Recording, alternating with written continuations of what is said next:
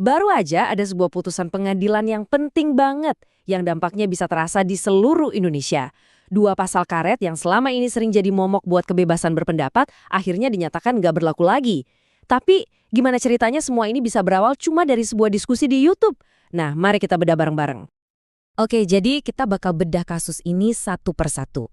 Mulai dari apa sih yang nyulut apinya, terus kita lihat pasal-pasal kontroversialnya, ancaman pidana yang ada di belakangnya, sampai keputusan akhir mahkamah yang bersejarah ini, dan tentu aja, apa artinya semua ini buat kita ke depannya. Semua ini, percaya atau enggak, mulainya dari tempat yang mungkin nggak kita duga, sebuah konten diskusi di YouTube. Yuk kita lihat gimana sebuah obrolan online bisa jadi pemicu pertarungan hukum sampai ke tingkat paling tinggi di negeri ini. Coba deh, dengerin baik-baik kutipan ini. Ini diambil langsung dari surat dakwaan. Menurut jaksa, apa yang dilakukan para pemohon ini tuh cuma bungkus rapi buat nutupin perbuatan jahat.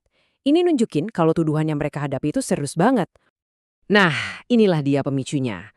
Dua orang aktivis hak asasi manusia, Haris Azhar dan Fathiah Maulidianti, bikin video YouTube yang ngebahas sebuah laporan soal operasi militer di Papua.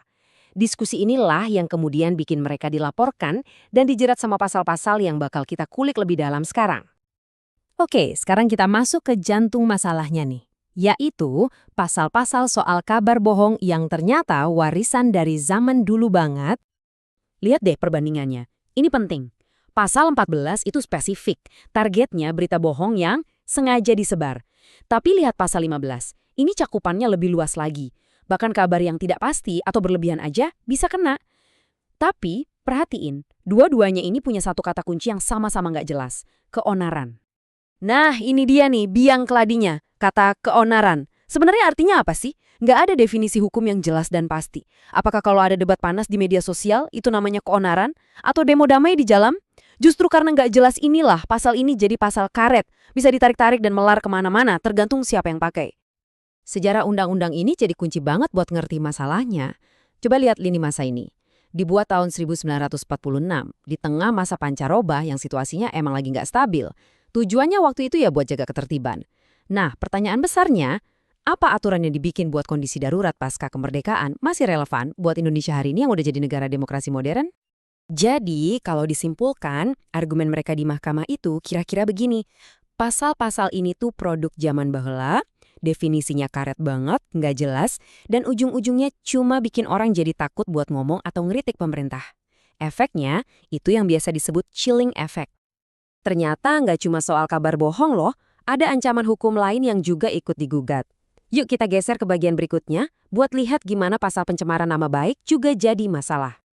Nah, di sini kita ngomongin dua pasal yang kayak kembar tapi beda medium. Pertama, ada pasal 310 KUHP. Ini pasal pencemaran nama baik yang udah ada dari zaman dulu di kitab undang-undang kita. Terus, ada versi digitalnya yang lebih modern yaitu pasal 27 ayat 3 di UU ITE. Dua-duanya, baik di dunia nyata maupun di dunia maya, sering banget dituduh jadi alat buat membungkam kritik. Biar kita semua satu frekuensi, kita perlu paham istilah kunci ini, kriminalisasi. Gampangnya gini, hukum pidana itu kan harusnya buat nangani kejahatan yang serius ya kan? Nah, kriminalisasi itu terjadi kalau senjata sekuat hukum pidana ini malah dipakai buat hal-hal yang sebenarnya cuma kritik biasa atau perbedaan pendapat. Para ahli yang bersaksi di pengadilan nunjukin kalau ada polanya loh. Seringkali yang melapor itu pejabat atau orang yang punya kuasa. Sementara yang dilaporkan itu warga biasa, aktivis, atau jurnalis. Contoh nyatanya yang diangkat itu kasus 3 petani di Pakel, Banyuwangi. Mereka dijerat hukum cuma karena berjuang buat hak atas tanah mereka. Ini bukti nyata gimana pasal ini bisa berdampak langsung ke masyarakat kecil. Sekarang coba dia lihat angka ini, 96,8%. Ini bukan angka sembarangan, ini adalah tingkat vonis bersalah buat kasus-kasus yang pakai UU ITE. Artinya apa? Kalau seseorang dilaporkan pakai UU ini, hampir bisa dipastikan dia bakal divonis bersalah.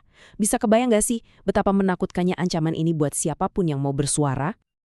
Setelah melewati persidangan yang panjang, dengerin banyak saksi dan ahli, akhirnya kita sampai di momen puncaknya, hari pembacaan putusan oleh Mahkamah Konstitusi.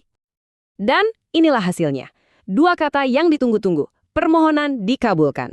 Mahkamah Konstitusi setuju dengan para pemohon. Ini adalah kemenangan yang luar biasa besar untuk kebebasan berekspresi di Indonesia. Tapi tunggu dulu. Kemenangannya ini nggak mutlak 100%. Coba kita lihat rinciannya di tabel ini. Pasal kabar bohong, yaitu pasal 14 dan 15, resmi dinyatakan nggak konstitusional. Artinya, pasal-pasal ini udah nggak bisa dipakai lagi. Selesai. Tapi perhatikan baik-baik. Pasal pencemaran nama baik, baik yang versi KUHP maupun UU ITE, diputuskan tetap berlaku. Ini poin yang sangat krusial. Terus, apa sih alasan mahkamah menghapus 2 pasal kabar bohong itu? Nah, kutipan dari pertimbangan hakim ini ngejelasin semuanya. Simpelnya, mahkamah setuju sama argumen pemohon. Hukum yang dibuat untuk kondisi masa transisi kemerdekaan itu udah nggak relevan lagi di negara demokrasi modern yang memegang prinsip kedaulatan rakyat. Oke, putusannya udah jelas. Sekarang pertanyaannya apa yang berubah setelah ini? Mari kita bahas dampak yang lebih luas dari keputusan bersejarah ini. Apa artinya semua ini? Wah, besar sekali. 2 senjata utama yang sering dipakai untuk membungkam kritik sekarang udah dilucuti. Ini ibarat angin segar dan jadi perisai baru buat para jurnalis, aktivis, dan ya, kita semua. Putusan ini seolah bilang kalau kritik itu bukan racun, tapi justru vitamin buat demokrasi.